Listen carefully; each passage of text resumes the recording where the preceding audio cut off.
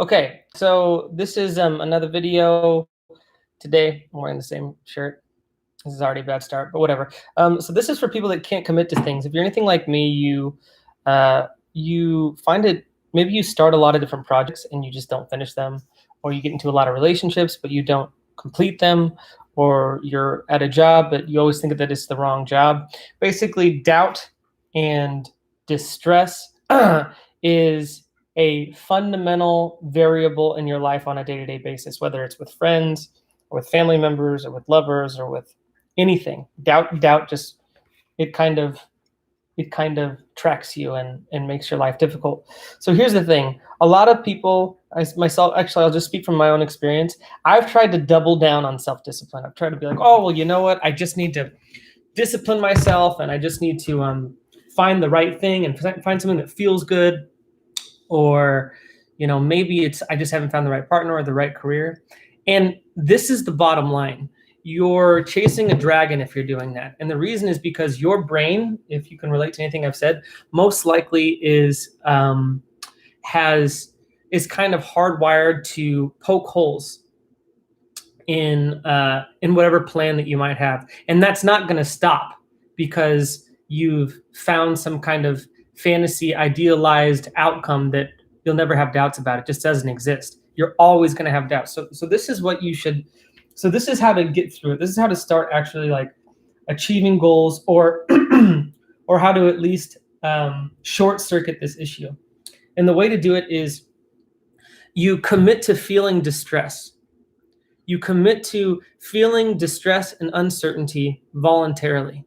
So what that might mean is this. Part of the reason that you aren't able to complete things is there's an element of perfectionism involved. Like you have to, if you fuck up your running routine, or you don't do it as good as you could have, then you've messed up your vision and you have to either start over, or it just confirms that you're a failure or whatever it is. So here's the thing. The idea here isn't, say you have a goal for yourself and you want to meditate for 5 minutes for a month or something like that. So what might happen is you might say, okay, well, I want to meditate. I'm really excited about my meditation. And maybe for the first 3 days you meditate. And then on the fourth day, you're like, fuck this. I don't want to do this. This is the thing. If you, generally speaking, most people will quit right there. That aren't accustomed to achieving their goals. But here's the thing. You're committed to the wrong thing. You're committed to a certain goal. And for whatever reason, when you commit to a certain goal and you fail, it just adds to this narrative of you being a failure. So eventually you have to start to be honest with yourself and say, well, I keep committing to shit and I can't seem to fucking see it through. So what the fuck is going on? And I think the issue is that you need to start committing to the feeling of uncertainty and distress, because the uncertainty and distress, is a lie, but most of the time it wins. It's like, oh, I don't want to meditate today. I just don't. And the thought of I don't want to meditate today, and the doubt that it's even going to work, and this is total bullshit, and why do I even need to be doing this? And I should be doing this other thing. That's all a part of the issue.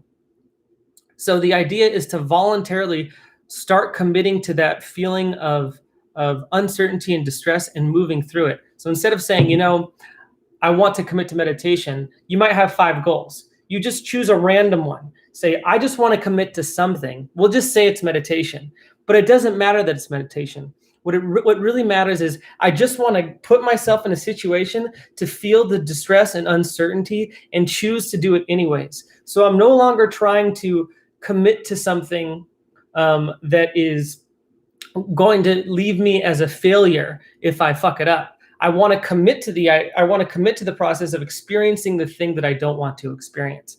And over time, if you're committed to the idea of feeling distress or feeling uncertainty, that is what is going to end up helping you get to your goal. So I encourage you, if there's something on your mind, or if there's something that you want to accomplish, convince yourself that the specifics aren't that important. It's normal to kind of bounce around, but what you really need to do, and this, is to stay consistent and do something for a long enough period of time to actually reap the benefits.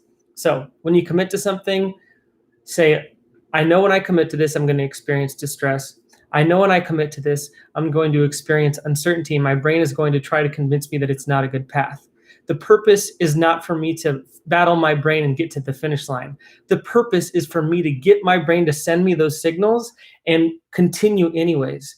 So I'm not committing to being successful with the goal. I'm committing to moving through the distress when I have a goal that I want to achieve and moving forward anyway, regardless of what the goal is.